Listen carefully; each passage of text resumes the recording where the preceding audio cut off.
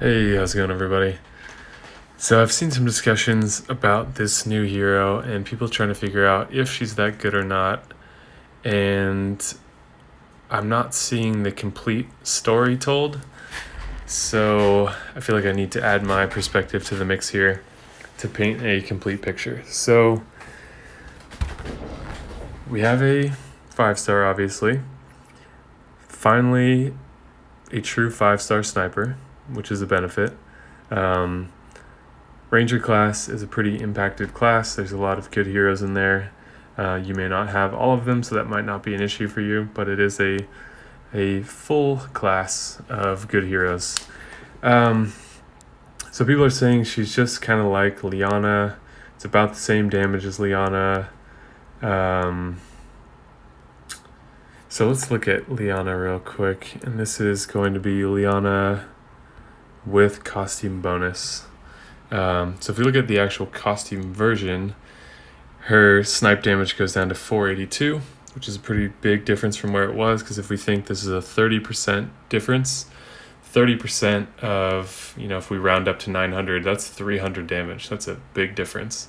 You're not going to see it translate to 300 because the damage calculation is more complicated than that.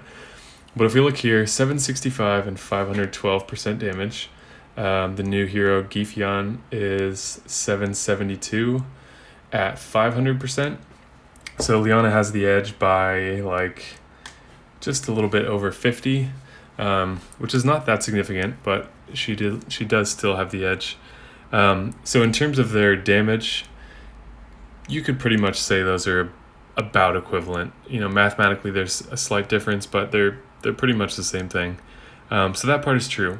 So let's look at the part that people are not recognizing. So if we read the card, fast speed, same thing there.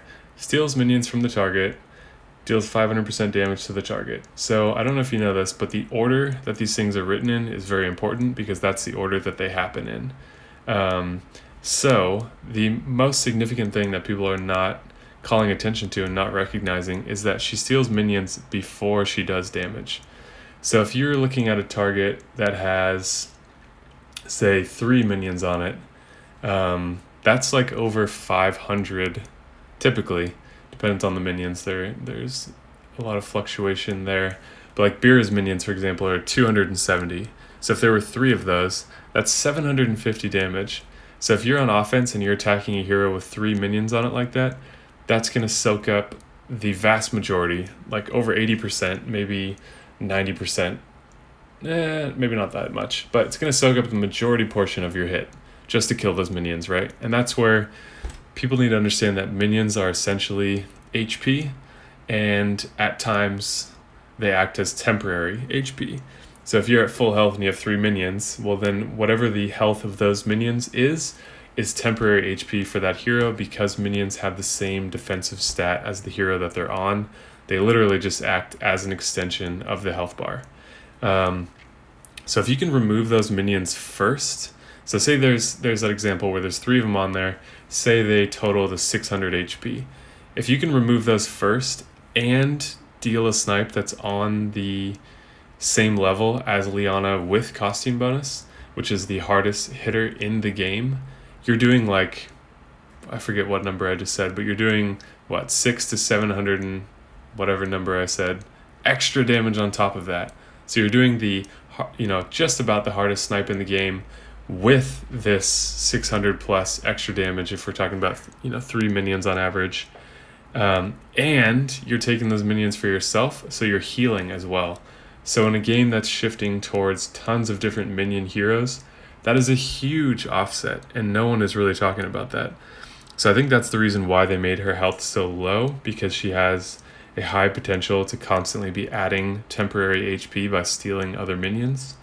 But that's the thing that people aren't getting, is that those are taken away before the hit is happening, which counts as extra damage because that was temporary HP that you're removing up front. And then you're doing your snipe just directly to the hero HP. And then you're taking those minions for yourself and essentially healing yourself by giving, this hero in particular temporary HP from those minions. And that's not even taken into account if those are minions that have effects on them. Like if you're stealing, say, Queen of Hearts has 2 card minions up because there was a Puss in Boots on the team too or something. You now have those minion effects as well. Or if you steal Sashat's Replicator minion, now you have a minion that is going to replicate on this hero here, which is going to be like healing every 3 turns. So yes, if there aren't minions there, she's basically just Liana. But when has just Liana ever been a problem? You know, she's one of these season 1 heroes that people like to have, and one of the costumes that people would like to have most, because it takes an already solid no frills hero and makes her even better.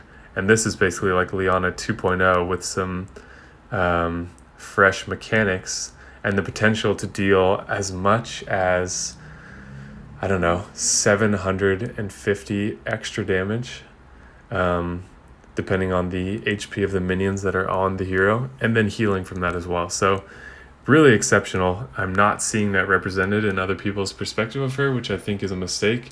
I'm not encouraging people to go out and chase this hero, because there's no hero that exists that's just going to totally change the game for you and make it suddenly fun if it wasn't fun before. So that's not the perspective I'm trying to say. What I'm trying to say is, here are some mechanics that are not being considered around this new hero that make her extremely good. Not to mention the fact that she is red and is without a doubt the best red sniper in the game.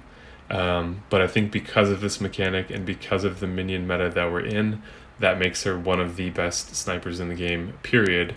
Just in terms of overall damage output. You can't say she's the strongest sniper in the game, because if you're just looking at the snipe itself, she is behind Liana, and there are not always minions on every target, so you can't take that for granted. But if there are minions, then she's without a doubt the strongest sniper in the game, and then can heal on top of that too, which is incredible. So I wanted to throw that into the mix. If you got her, definitely ascend her. As always, it depends what your choices are, but I'm seeing a lot of people that are like, oh, I don't know if she's that good, and it's like, she's very good.